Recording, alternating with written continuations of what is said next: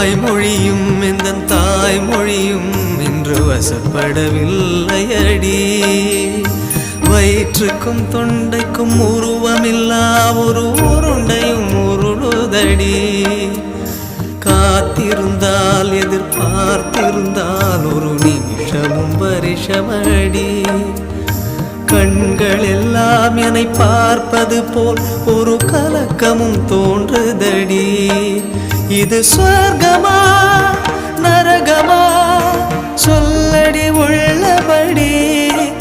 நான் வாழ்வதும் பிழை கொண்டு போவதும் உன் வார்த்தையில் உள்ளதடி. என்னவளே அடி என்னவளே எந்த இதயத்தை தொலைத்து விட்டே.